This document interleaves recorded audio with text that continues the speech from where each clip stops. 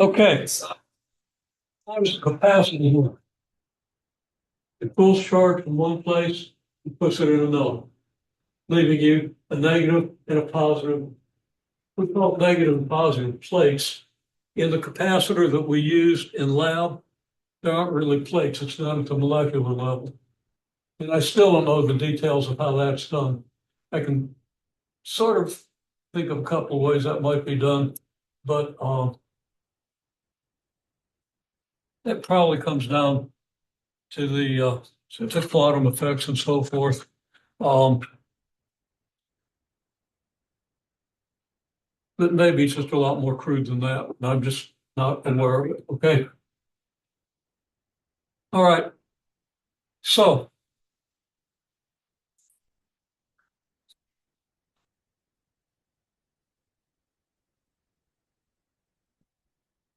capacitor,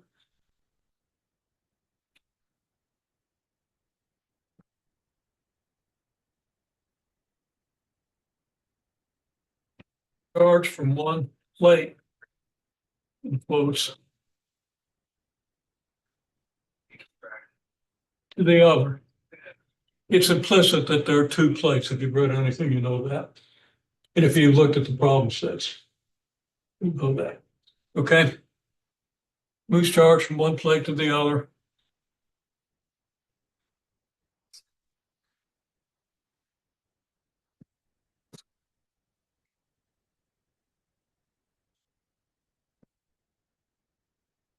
Get my letters in the right order, the word will look better. So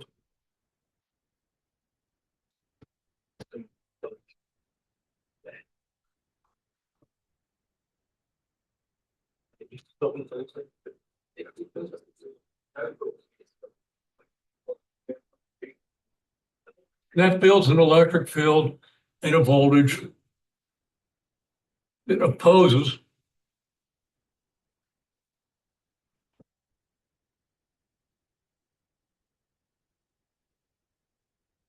voltage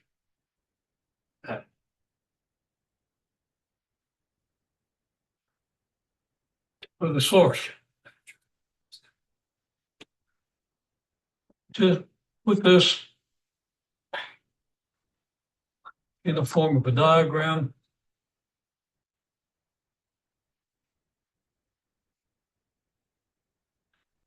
you generally think, I'm thinking this right now of a DC source. You can also have an AC source that you would have learned in differential equations how to analyze AC LRC circuits involving capacitors and inductors and so forth, whether you know you learned it or not. Does everybody have differential equations? I think so. Yeah.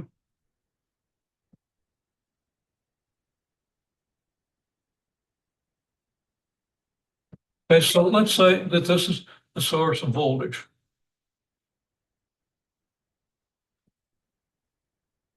All this is voltage of the source. This is your capacitor.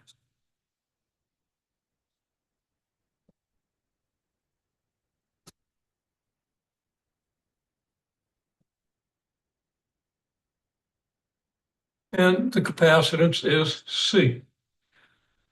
Now what's C?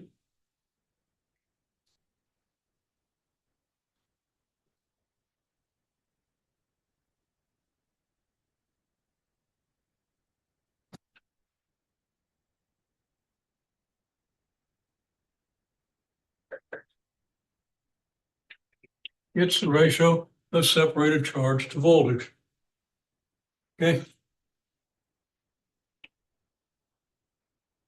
So let's say if we start off with an uncharged capacitor and an open switch.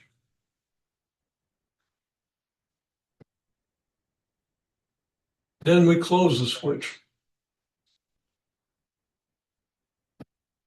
Okay, so there's the open switch, and now we close it.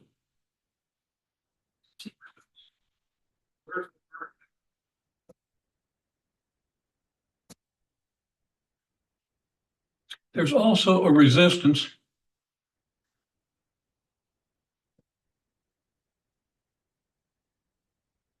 Maybe it's an internal resistance in the source.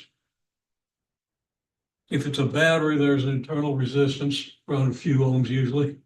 Okay. And there might be some source of resistance, maybe a length of nichrome wire, or maybe a resistor, which is just a shorter version of what you get in a nichrome wire, but it's not nichrome. Okay. It's something that conducts electricity, but not real well. So you put a little bit of that in a tube and you attach it into the circuit and you get a resistance, which lowers the overall conductance of the whole thing and lowers the current that you would get for a given voltage. Okay, so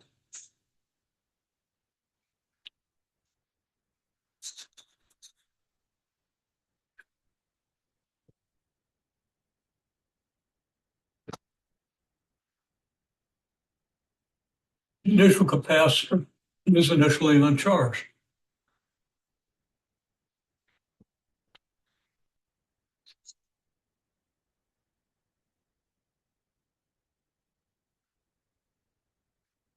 We'll let Q equal the capacitor charge. You know from experience that if you crank the generator on a capacitor, one of these capacitors, it's hard to crank at first and it gets easier as you go on. And pretty soon you're only really feeling the frictional resistance in that generator, right? Okay. That's because you're storing up charge on the capacitor.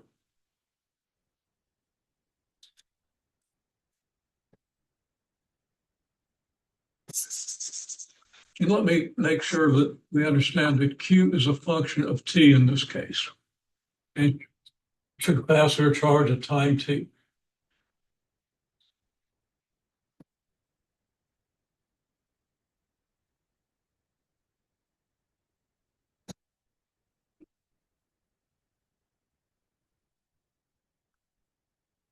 The full charge on the capacitor, well, C is the ratio of separated charge to voltage.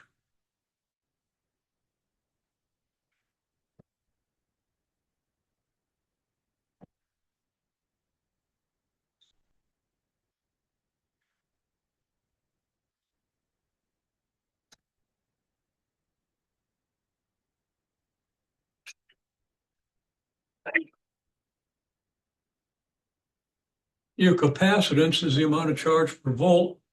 I mean, if you got a really big capacitor, you'd hold a lot of charge for given voltage. Okay? Now, what we mean by big capacitor, these capacitors that we use are really pretty big capacitors, but they're not big in the physical sense. Okay? And they're not very practical because stored charge at the molecular level, they don't release their charge all that quickly. It takes it on the order of a second for it to release charge if you just short circuit it. Okay? Maybe a tenth of a second. You can measure it. You put the voltage probe on it. You can plug it in to an interface and see how quickly it goes down. Okay? Anyhow, you get some maximum charge.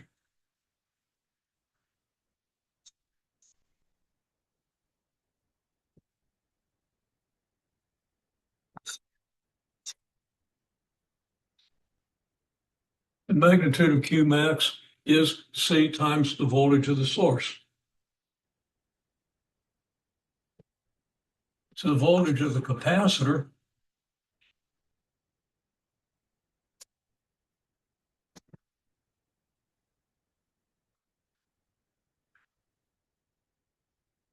is equal and opposite to the voltage of the source. And your picture at that point looks like this.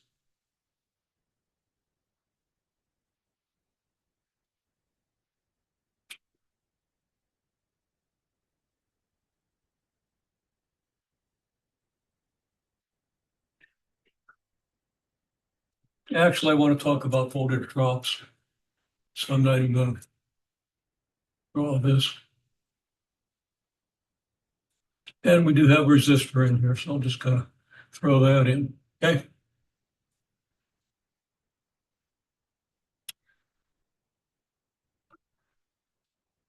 As current is flowing,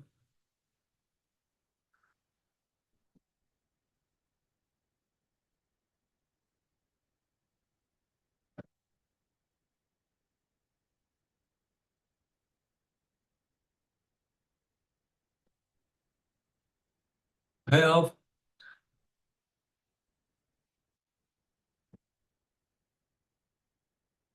a voltage drop across the capacitor. If the capacitor, in this situation, capacitor is initially uncharged, you close the switch, Q of T is the capacitor charge. Whatever Q of T happens to be,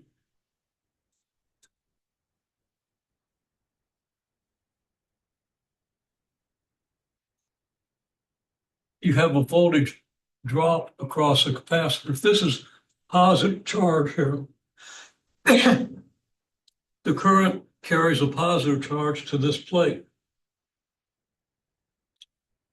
It's pulled a negative charge, it's pulled positive charge off of this plate so that this plate is negatively charged.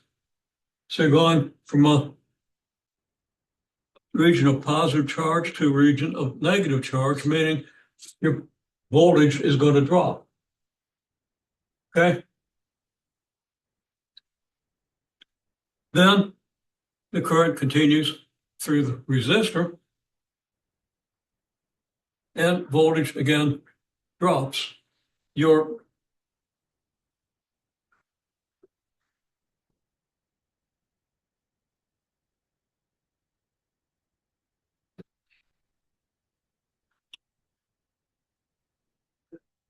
voltage is going from positive here around to negative here. Okay? So the voltage is dropping all along the circuit if there's no other source. Or throw in another capacitor, it's already charged the opposite way. So just in this simple case, voltage is dropping as you move around, meaning the voltage gradient is in what direction?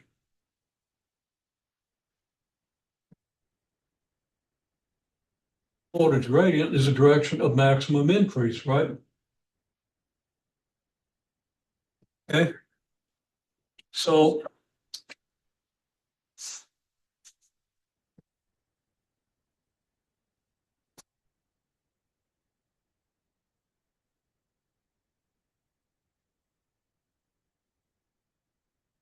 voltage gradient is here.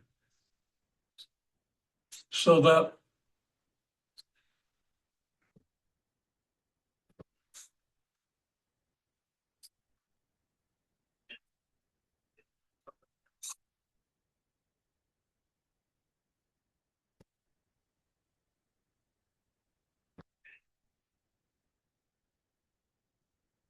the direction of conventional current, which is the direction of flow of positive charge, is opposite to the direction of the voltage gradient.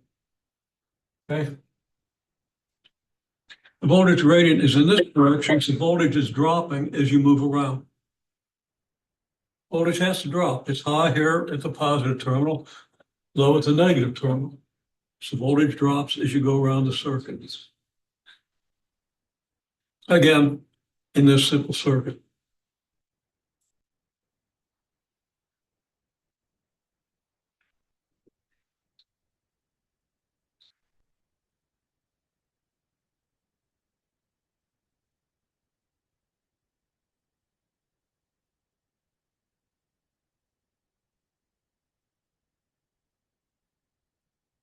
And the conventional current is the direction of flow. The direction of the conventional current is the direction of flow of positive charge. Even though this convention probably goes back to Benjamin Franklin. Okay? That was pretty long ago. I was just a kid. Okay? I didn't know him that well, but I think it goes back to him. And it was an arbitrary convention. It was over 100 years after Benjamin Franklin established this. and I think he wasn't the only one, but whatever his convention was, the one that took on. It's over 100 years before they figured out what was really carrying that charge and realized it was negative charges. Okay, so you actually have negative charges in most, in the usual circuits. You have negative charges moving this way. Now you can have a current of positive ions, like in a vacuum tube or something like that. You boil off some ions, or you have some kind of ionic uh, migration of charge, some migration of ions. It happens in batteries.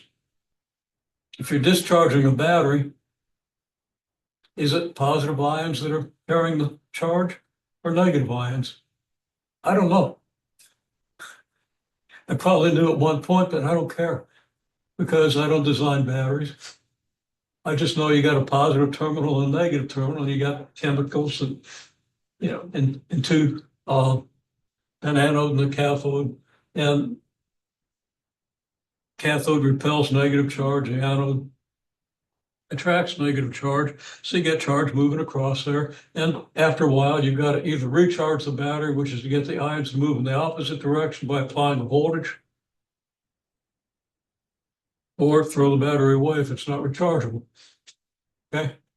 So other than that, I could probably figure it out from the fact that, like, you have lithium batteries. Okay. And lithium is a pretty simple atom. So the ions would be lacking the one electron in the P shell. So they would be positively charged. Okay. So maybe in the lithium batteries, it's positive charge that's moved. Okay, just to put this in context. In metals, it's a negative charge. It's moving through the metal. Okay.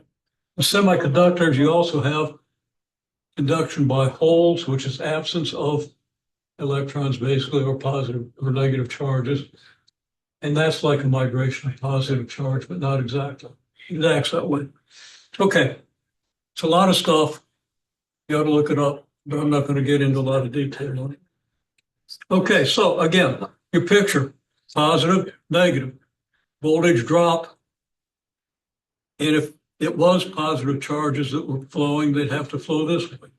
They'd be repelled from the positive, attracted to the negative.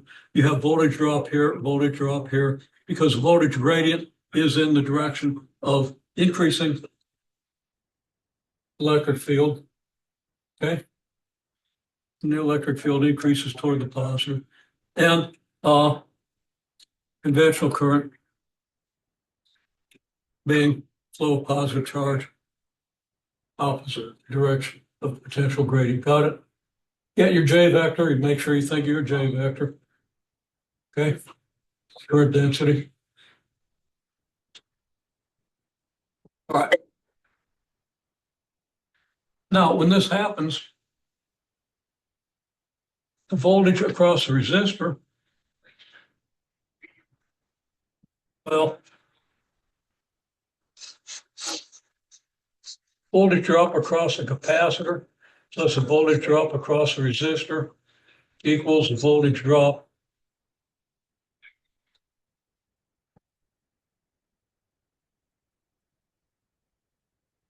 well, no, I'm going to say this. Voltage drop across the capacitor plus a voltage drop across the resistor plus the voltage drop across the source, which is negative, since the source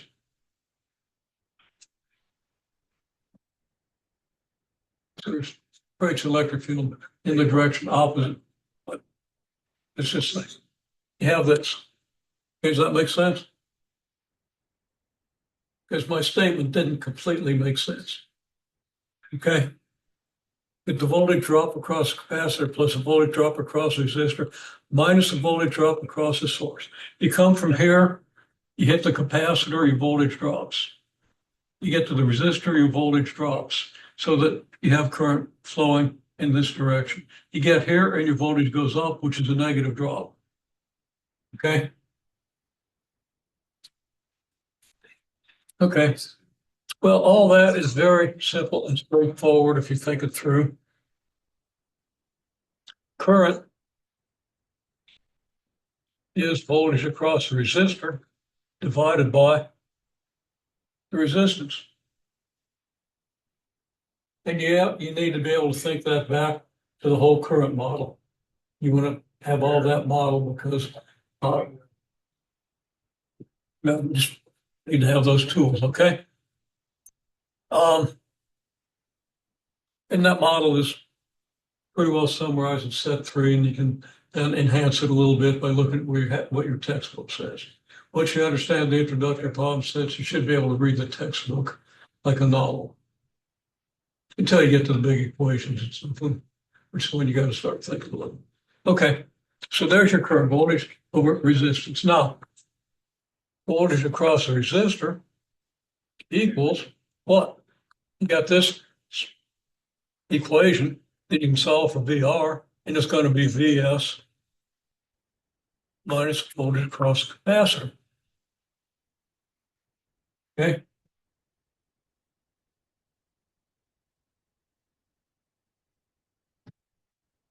Voltage of the source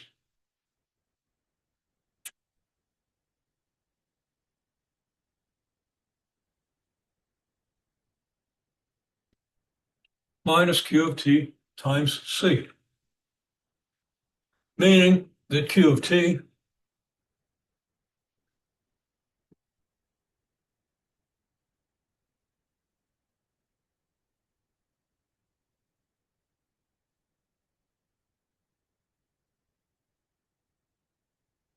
I'm one step ahead of myself. I'm getting there.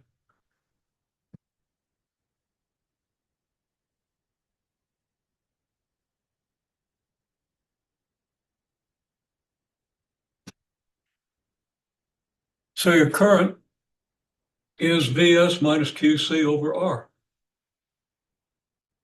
Since the voltage across the resistor is Vs minus V cap, what? Yeah, V cap, which is Vs minus QC.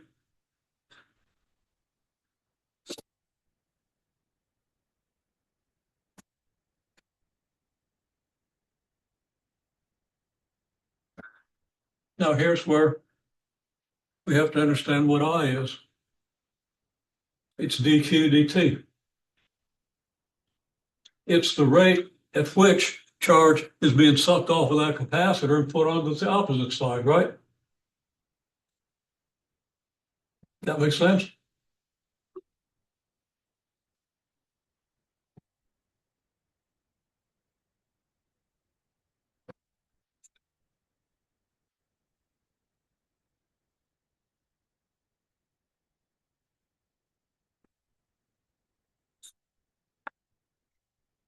So dQ dt is Vs minus QC over R. Now Vs is constant, R is constant, and C is constant. The only variable is Q. So we'll stop for a minute and discuss how in the world do you solve that equation? Okay, I'm not sure anything got recorded, so I'll have to go over the stuff that we talked about earlier. But I'll go over it a little faster, so you don't have to listen to an extended explanation. There are advantages to that and disadvantages. Okay. Uh,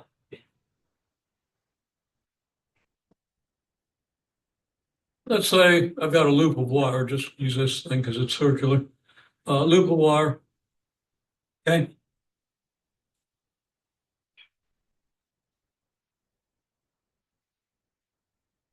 There we go. It's actually a fairly good circuit. It's a little flat. Okay. We got a current I running around the loop. We take a typical length increment.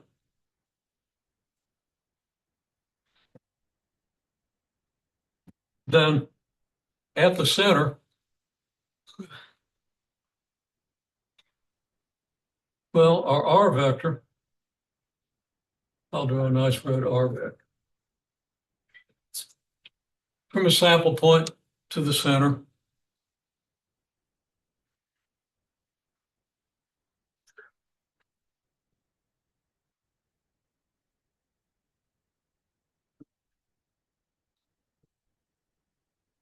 I'll just put a vector over the whole I delta L cross R over R squared times K prime.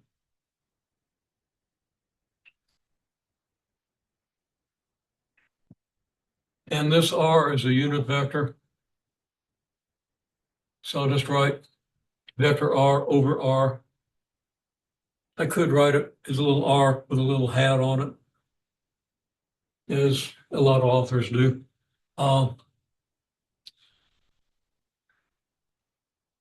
That's the contribution of this segment of the loop to the magnetic field. Okay. Now,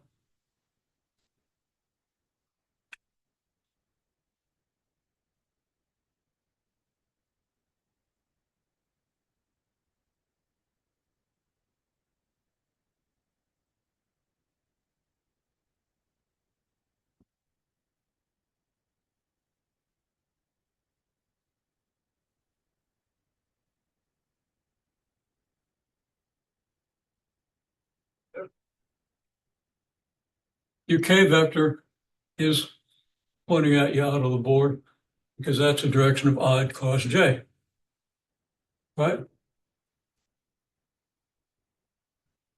So this equals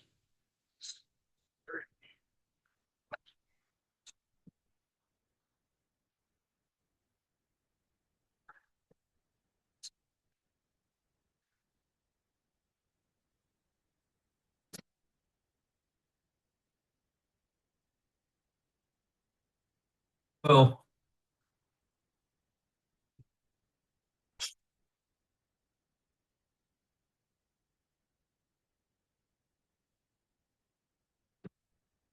now we got the K vector, we got K prime, not to be confused, even though it's maybe a little confusing. Why is it I delta L over R squared times the K vector?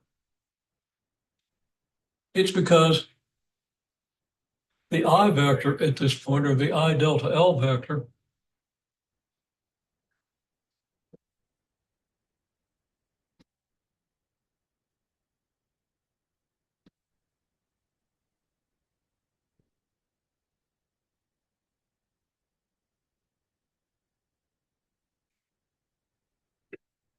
is tangential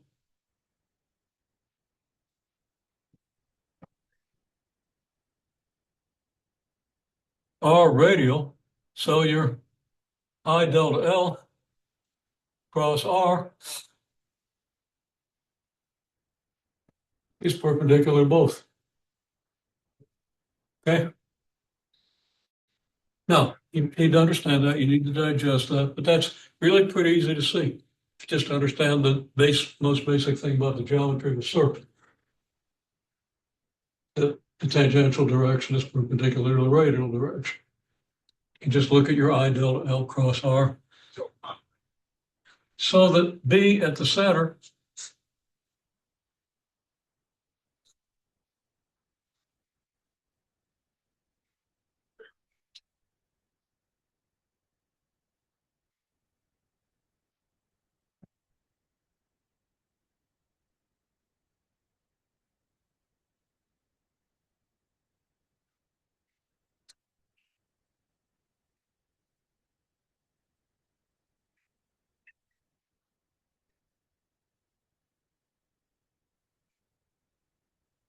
the only thing that isn't constant in this expression is your delta L.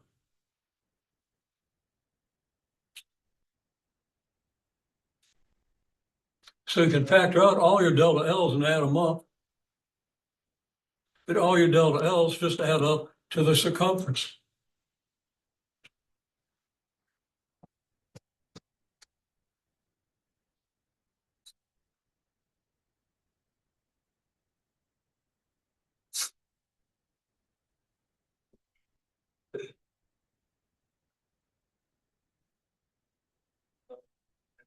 So your magnetic field at the center of the loop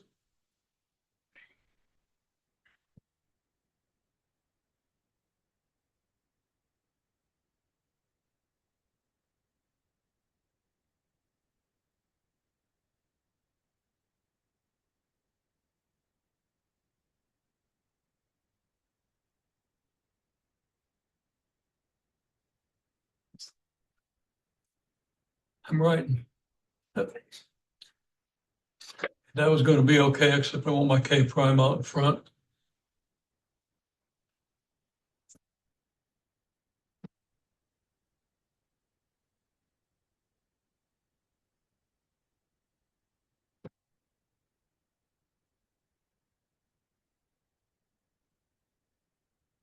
It's K prime times 2 pi I over R.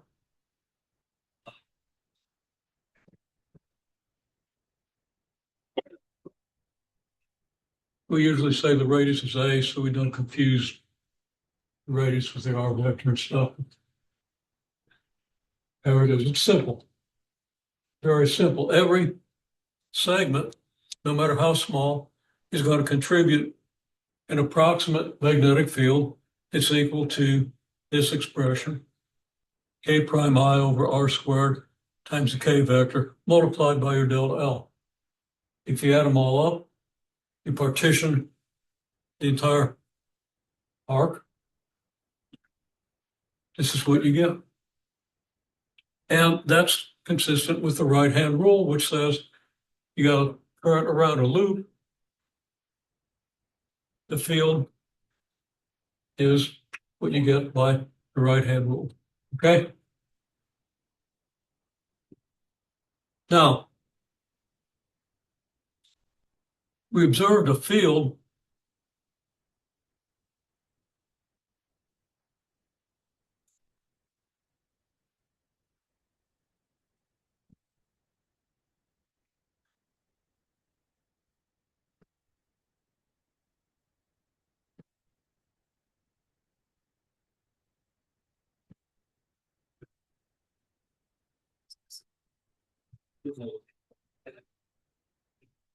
approximately 1.3 times 10 to the negative third Tesla. Okay? Now, the center of the whole thing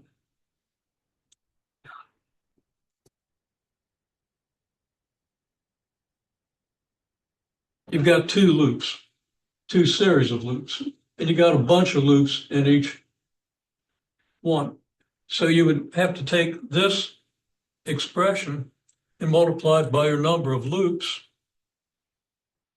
You get the total magnetic field. Okay? If the center of that system was really the center of every loop, but it isn't, it's a little bit in front of every loop or a little bit behind every loop, not that far, not so much it makes a huge difference. So if you were to add all these up, you should get something pretty close to 1.3 times 10 to the negative third Tesla. Okay? If you multiply this expression by the number of loops there, by the number of loops of wire, right? You get over 100 loops of wire. Okay? And if you work this out, at least if I worked it out in my head, just to get an approximation. And the conclusion I get is they're lying. They're only about 20 loops.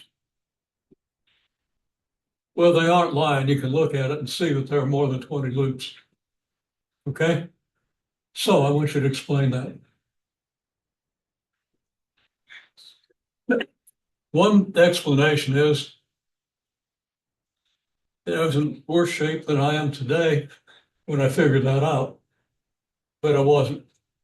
I was in pretty bad shape as I always am, but I don't think there's much of an error in my calculations.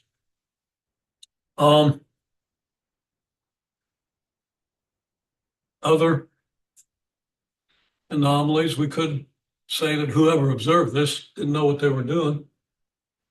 But they were getting the same stuff I was, so it's unlikely that I would get the same result somebody else did. And I think a third person did. Okay. So I don't know. The other thing is how much total current was running close to the edge.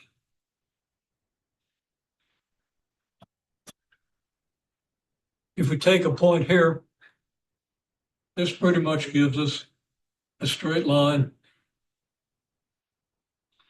and a point close to it. Okay. The current I, actually, where I drew that, the current would be going in this direction, right? Be consistent.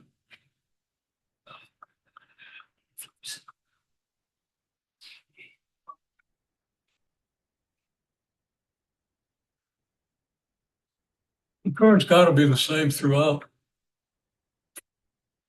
You get N, which is the number of loops here. Okay. Now there's a problem with that because the whole coil is about that thick. Okay. Its radius is 10 centimeters. And the coils are separated by 10 centimeters. It's a pretty standard Helmholtz coil configuration. So really, you have something that looks like this. A whole bunch of these, and here, some of these are further away than others. Okay. The magnetic field produced by each strand, okay, falls off as you go from the closest to the furthest strand inversely. Inversely with the first power bar, we'll derive that. Hopefully you've made a note of that and thought about it a little bit. So that if we just take the distance from here to the center, we're not going to be completely accurate. Okay? Because it's not a linear decrease with distance. Okay? Still, we can take the center and get an idea. Okay? And I think you were seeing something around over about double what you saw at the center, 2 point some millitesla. Whereas at the center is like 1.3, might have been 2.7 or something like that. I don't know if you wrote it. Did you write it down? Okay, well, so we know. And of course, we can always look up the battery pack and observe anytime in class. Just takes about a minute. Okay, get everything back there. So we can do that. But I'd say work that out, assuming thickness of this thing is a couple of centimeters, and that this is within, say, a centimeter of the closest one. Think about it. I'll try to give you a note. I'll probably have time today to make you good notes. Okay? Okay.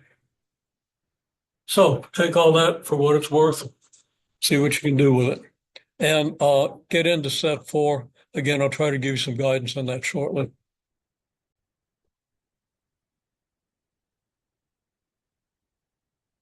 Now,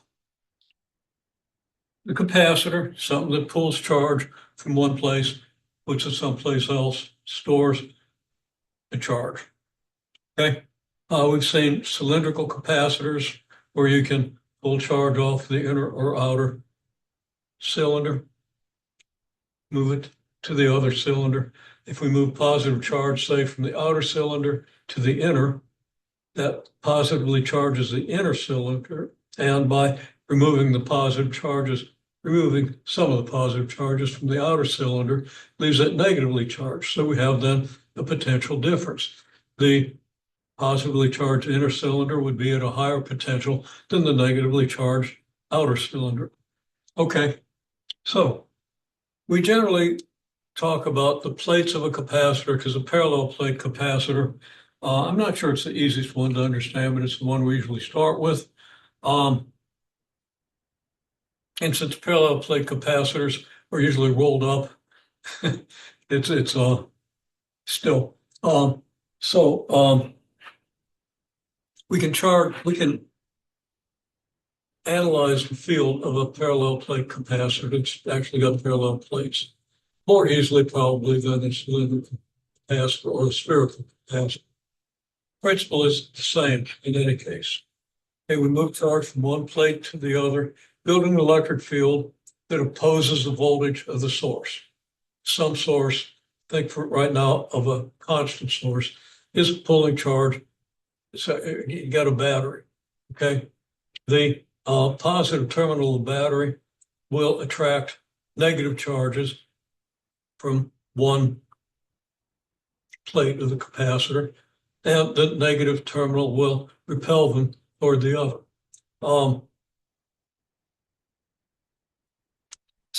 Typical circuit can look like this. There's a switch right here.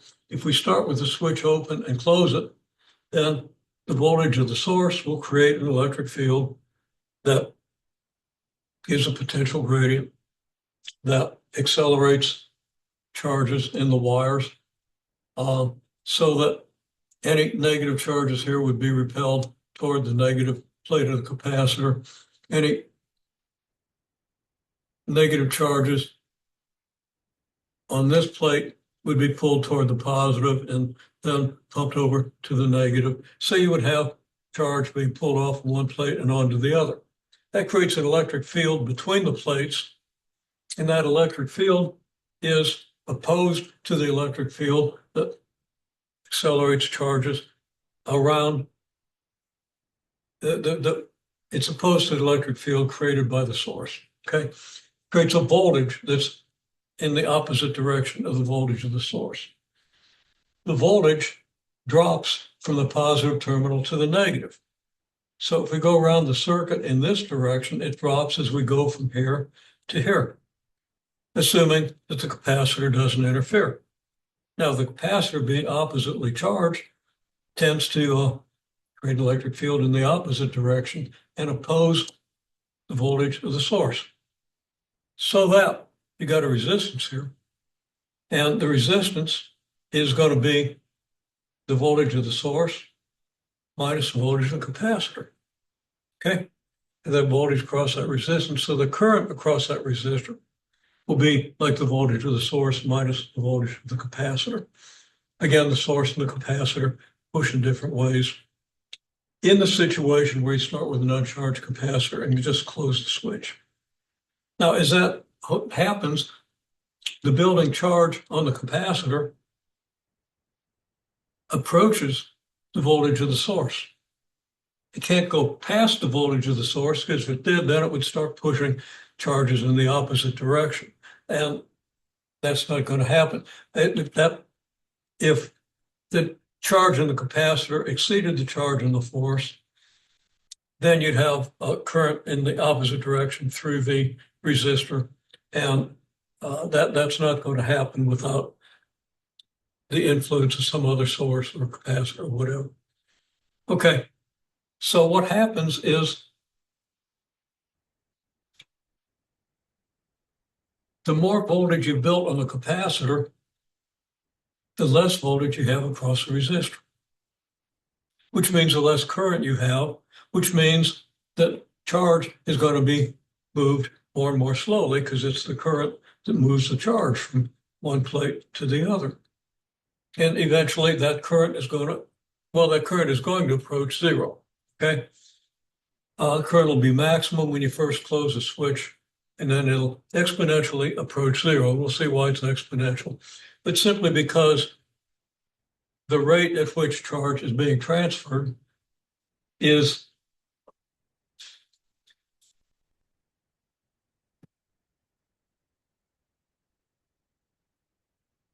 I got to use a longer sentence than I want to.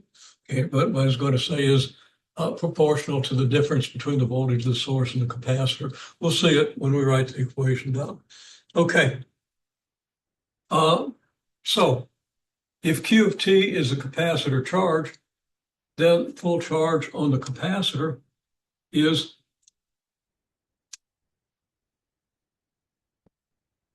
Q over V. I think that's where I went wrong. Why did I write that?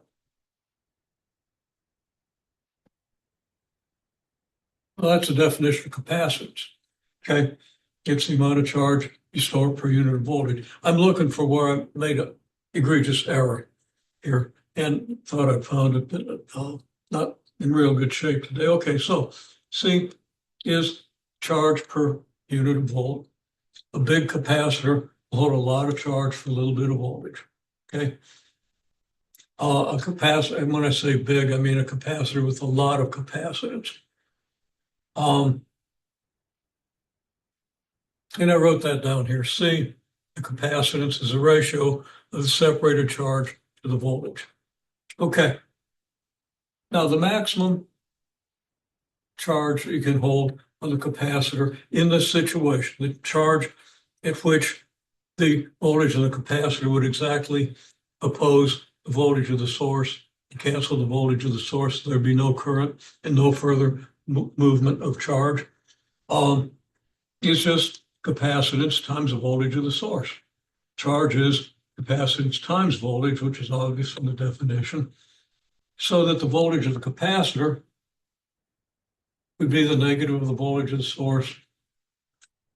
Now, when I talk about the voltage of the capacitor and the voltage of the source, the voltage of the source goes from positive to negative in this direction.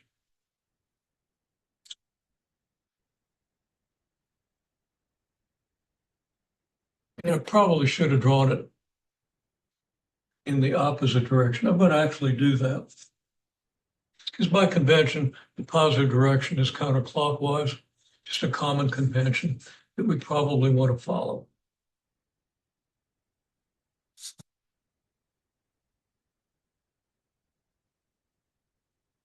Okay, now everything I said is fine, except that now the voltage of the source is positive in this case. Okay, if the positive direction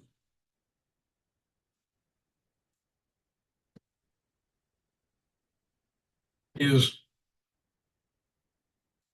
counterclockwise. That's badly drawn. I'm sorry. So nothing I said is any different. It's just that now the source is pulling negative charge off this plate and moving it around to this one. Everything else is exactly the same as what I said. Okay.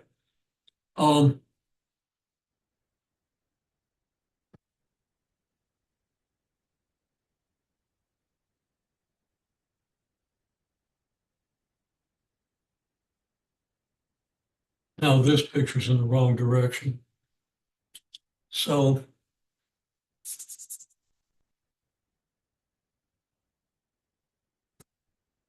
I'm going to change back to what I had before.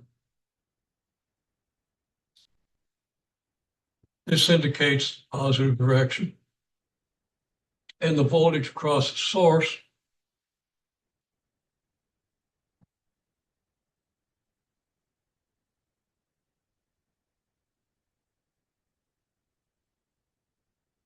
goes from positive to negative in this direction. The conventional current will be in this direction. Okay, I redraw the circuit. Voltage gradient is from positive to negative.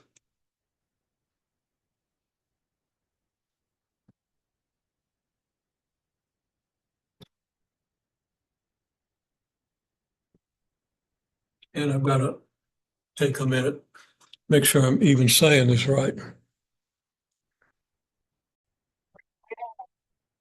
Again, sorry, things are just a little jumbled in my mind today. Yeah, a lot of distractions and details. Okay. So when I started to say voltage gradient goes from positive to negative, no, it's a current that goes from positive to negative, and that's conventional current. I'll talk about in a minute. Okay. The voltage gradient goes from lower to higher. Voltage gradient is the direction of maximum increase. So voltage increases as we go from the negative terminal to the positive. So your voltage gradient is in this direction. And the direction of conventional current, which is the direction of flow of positive charge, even though it's negative charge, it's moving in most metal conductors, okay? And this convention goes back over 200 years. I think Benjamin Franklin has a fairly good claim on having established a convention. They didn't know what it was that was moving. So he said, well, whatever it is that's moving here, when I do this, I'm going to call that positive charge. Turns out that that's electrons, which are negatively charged. But it was well over 100 years before anybody could prove that. Okay. So back to this. Okay, here's our current. Here's our circuit. Current in this direction, voltage gradient here, direction of conventional current here. If we trace the voltage drops around this circuit, we're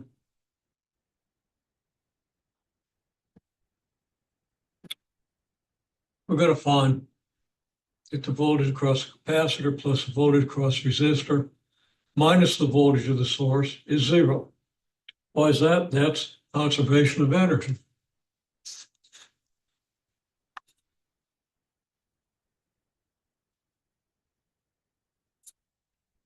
This is each of these voltages is a work done per coulomb of charge. Okay. So if we have a coulomb of charge, it starts here. It'll be repelled by the positive and it'll go around here. And without going into detail, it'll continue on the other side of the plate, even though there's space between the plates. And then through the resistor and back here, okay? The voltage drops as you move from here around to here, okay? So the voltage drops across the capacitor, drops across the resistor. Well, they ought to put an R in there. And then it increases from negative to positive as you go across the source. So the voltage drop across the capacitor is just represented with a positive voltage across the capacitor. Voltage across the resistor is a drop. So you have voltage drop across the capacitor, voltage drop across the resistor, and then a negative voltage drop across the source. Okay. Again, if you start at any point and move around the circuit, your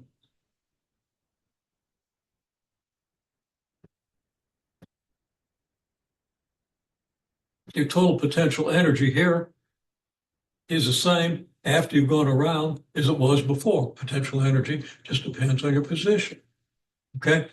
So this means the potential energy per unit of charge is going to stay the same as you go from here around to here. So the total of all your voltage drops has to be zero. Or if you wish, the total of all your voltage increases has to be zero. If the voltage is dropping across the capacitor and the resistor, it's going to be rising across the source. So if you consider these to be voltage drops, these are both of opposite sign than the voltage drop across the source. Total has to be zero by conservation of energy. Okay. Now current is voltage across resistor divided by the resistance. the voltage across the resistor is the voltage across the source minus the voltage across the capacitor, because voltage across the capacitor plus the voltage across the resistor minus voltage of the source is zero. If you solve this for the voltage across the resistor, it's the voltage of the source minus the voltage of the capacitor. It's very straightforward. What's the voltage across the capacitor? Okay, and here's where I screwed up, and this stayed with me. Okay.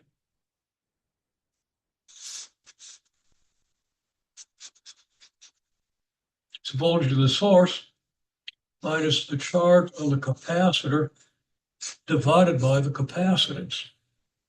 You see that if C equals Q over V, then V equals Q over C. That's obvious. My brain is not functioning when I wrote that out, and that led me to all kinds of problems. So let me kind of fix that. So your current is voltage across resistor divided by the resistance. Voltage across resistor is voltage of the source minus the charge on the capacitor divided by the capacitance. So I'll just write that as Q over C. But of course, your current is just the rate at which charge is accumulating on the capacitor. Charge can only accumulate on the capacitor. If you tried to accumulate anyplace else, Coulomb's law would blow everything apart. Okay, but it accumulates on the capacitor by being moved by a process in which charge is removed from one plate and deposited on the other. And the rate at which that happens is the rate at which charge moves past any given point in the circuit.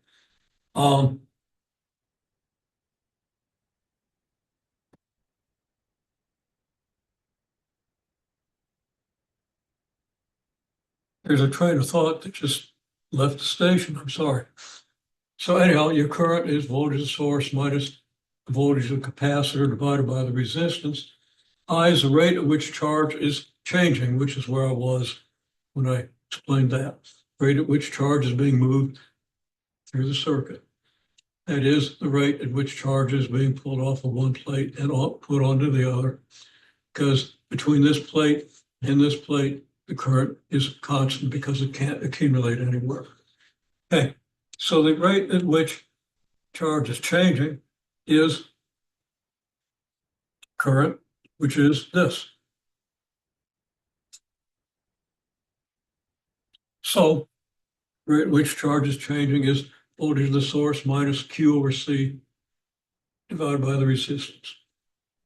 All right, that leads to a differential equation, or that is a differential equation, and we can easily solve that differential equation. I'd say that I did a bonehead thing, and I knew I had, because I knew my results weren't correct. I had QC here. It should have been Q over C.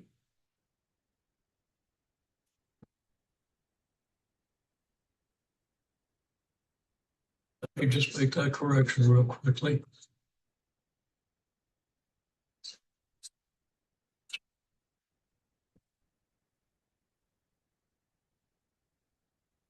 And there's another thing I've got to do. It's going to correct the thing that really started to bother me. And then we'll look through this solution. Okay. So we have current equals rate at which charge is being moved through the system equals a voltage across the capacitor, which is voltage of the source minus the voltage of the capacitor, which is Q over C, divided by the resistance. So we can solve this equation. Now, we discussed it some in class. What kind of an equation is this? Probably the first differential equation you saw, probably in first semester calculus, but wasn't probably called a differential equation at that point. Very early in a differential equations course, you generally see separable equations. You also see people also talk about homogeneous equations and a couple of other things. And you might have seen those before you saw separable equations. But you did see separable equations very early in your differential equations course, assuming you've had a differential equations course. If not, you still we're able to do it in calculus 1. You just take this equation and you treat these dq's and dt's like algebraic quantities, which is not really what they are, but you treat them that way. You divide both sides by the Vs minus Q over C, and you get all your Q's on one side. And then you multiply both sides by the dt. And now you have something you can integrate, okay? You do the integral of dq over Vs minus Q over C. It's an easy integral. That's going to equal the integral of 1 over r dt, okay? And then you're going to get C times the natural log of Vs minus Q over C. You could do a U substitution, let U equal Vs minus Q over C, so the du is minus dq over C, and do all that stuff. Or you just do it by inspection. This is the first power of Q here.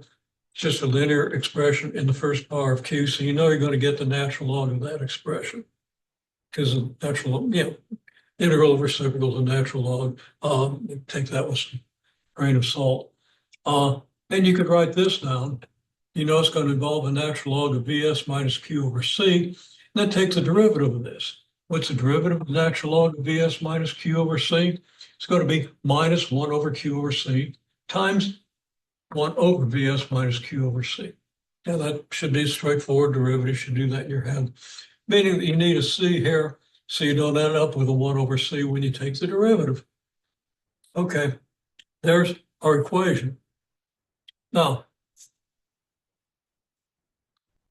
when I integrate 1 over r with respect to t, well, r doesn't depend on t, so I'm just going to get 1 over r times t. And then we're going to get an integration constant. I don't want to use c because I'm already using it. I don't want to use k because it has connotation, so I just write out const. Okay, now we have this.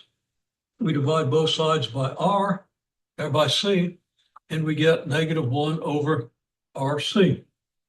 And I want to write that a little better. Don't really have room to make it look right.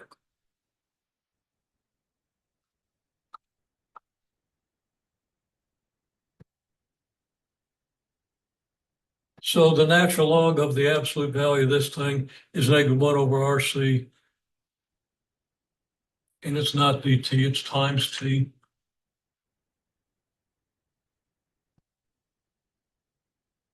Then plus a constant. Okay, well, we take e to this side, we raise e to this side, we get e to the natural log of Vs minus Q over C equals e to the negative t over rc plus a constant. That natural log isn't written very well.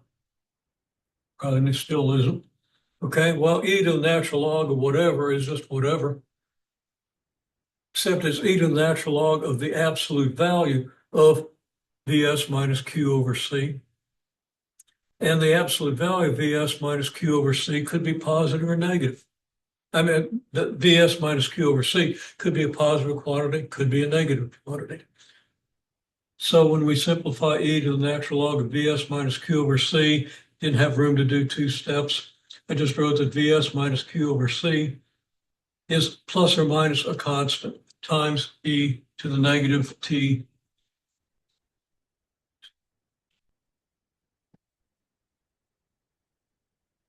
rc. That's very straightforward. Again, pretty much learned to do that in first semester, first year calculus. This constant could be any constant. It's an arbitrary constant. So I use a for arbitrary, and I write the cube t as Vs plus or minus this arbitrary constant times e to the negative t over rc. And I did write when I was in this, I know it's e to the negative t over rc, but having written qc when I should have written q over c, didn't turn out that way. Okay. What is this constant? Because the constant is in your exponent here. Well, e to the negative t over rc plus a constant is e to the negative t over rc times e to the constant just by your rules of exponents. and e to any constant is a positive number. Since the constant could be any positive number, e to that constant could be any positive number. So we just got a constant here, which we're going to call a when we get over here. So those are the details of solving. What you end up with is this picture. If you do Q of t versus t, in the case that I was just talking about, initially uncharged capacitors, the Q of t would be 0 at t equals 0. Then you asymptotically approach maximum charge, which is Vs over C. If you happen to start with a capacitor that has a charge greater than Vs over C, then your charge could be up here. The exponential nature of this means A would have a different sign, and you'd have an exponential decrease approaching Vs over C. I commented down here what you experience when you crank the generator when it's attached to one of these 1 farad demo capacitors.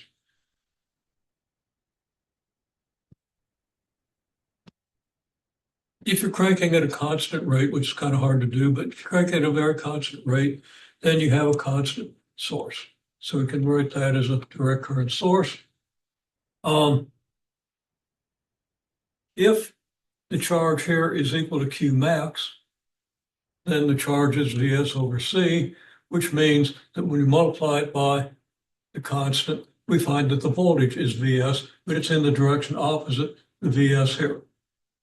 So your voltage would be negative Vs.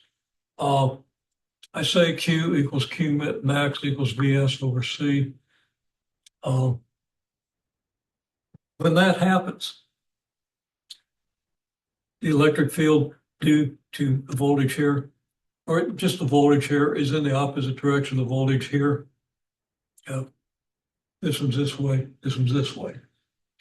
Meaning that the total voltage drop across around this circuit is 0, provided the voltage across the resistor is 0. If these two are equal and opposite, it leaves nothing here. Okay, so you got VR equals 0 here, so that the current is just 0 and no charge is being moved. Okay, in that case, there would be no current to force the crank. And my point is, what you feel when you first start cranking an uncharged capacitor, you feel a greater mechanical resistance in the crank. As you continue to crank, mechanical resistance decreases. And eventually it just comes down to an unchanging mechanical resistance that just constitutes the friction in the generator itself. It's not related to any current or anything. Okay, you want to make sure you understand that. We've been talking about that for some time, but here it is in more rigorous form. All right. Now,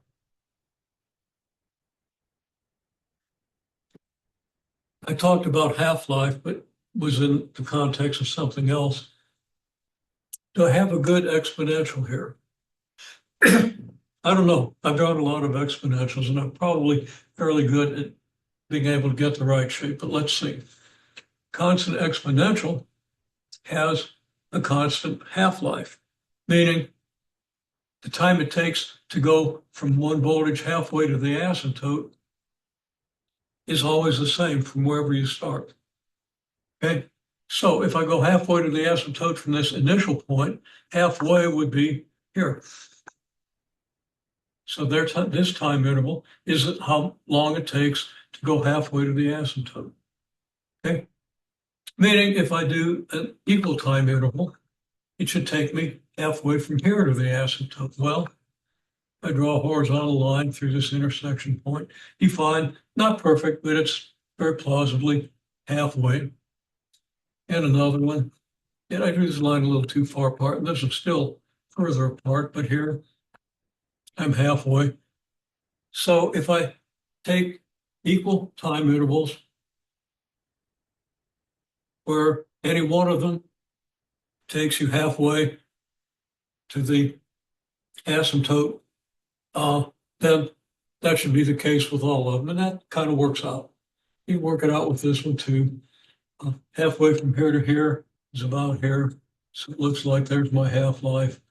And then if I do another half-life, puts me about here. That does put me about halfway to the asymptote, etc. I think that's an important picture that nobody ever knows. Okay.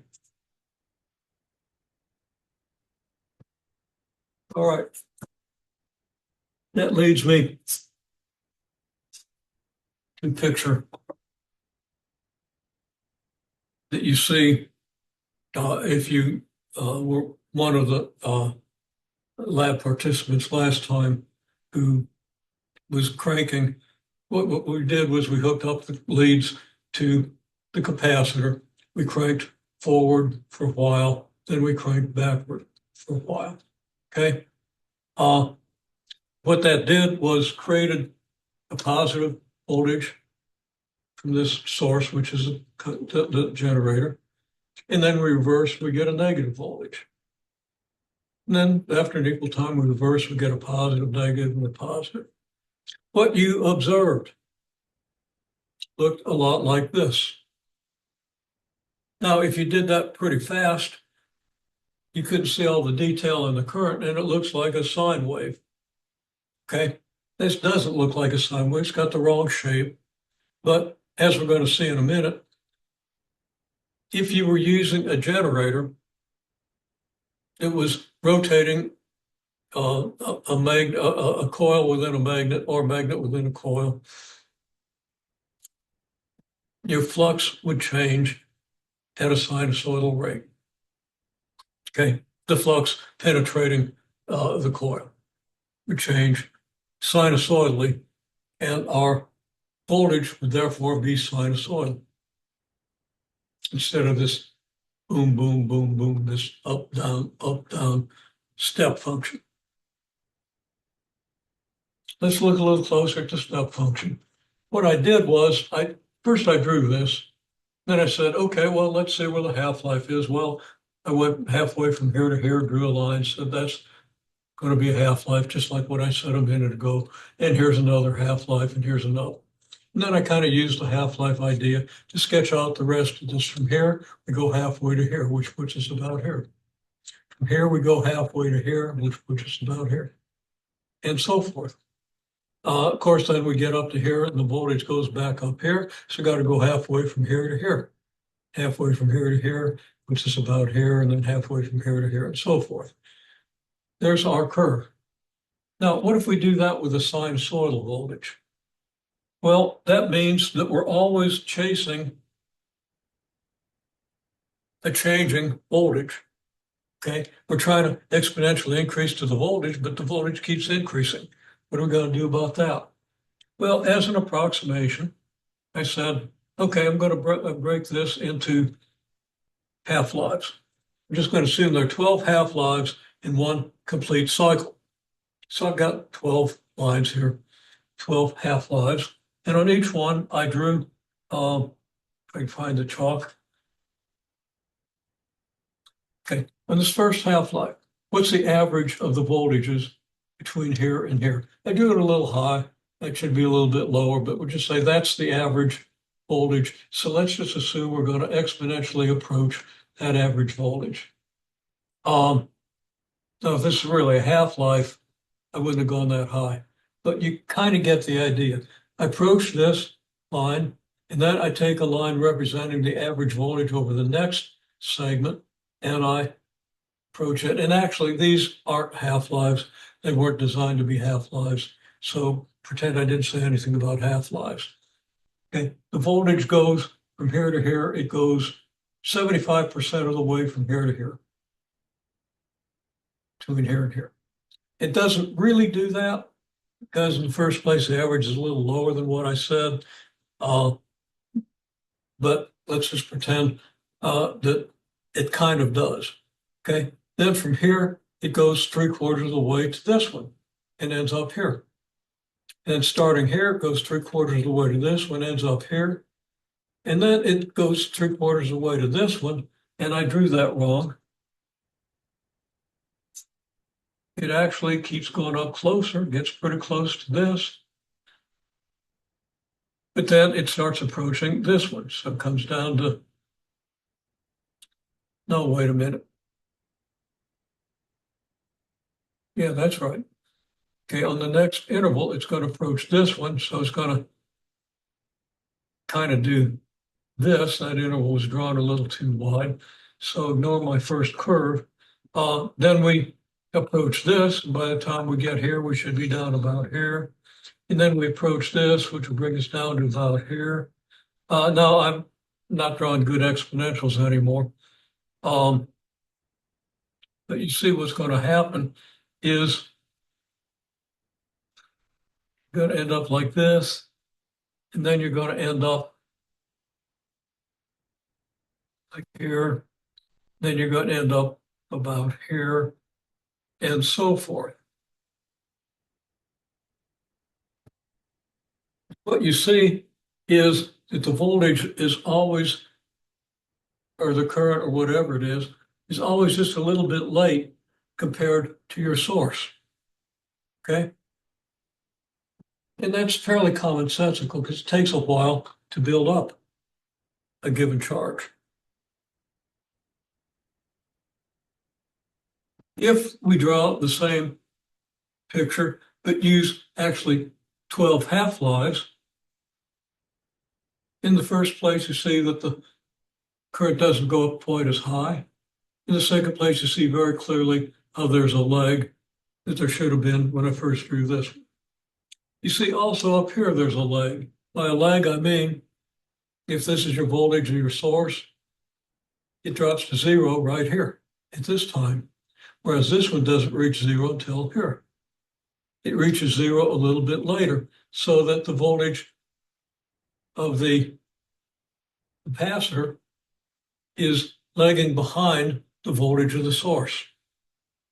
So that's an important idea that we'll make a lot more of when we talk about phasors and analyze RLC circuits. So capacitor current lags the source current. Okay, well, that's what I really want you to take away right now as you move into the set 4 problems on magnetism. Now, originally I did this first, but this is now last on the video because I wasn't recording. And fortunately, with some relief, I look and see that I have been recording. I do apologize for being a little scattered and disoriented today. It's kind of due to some circumstances they're reconciling. It's not a big deal, except I do wish it hadn't affected me too much today. Okay.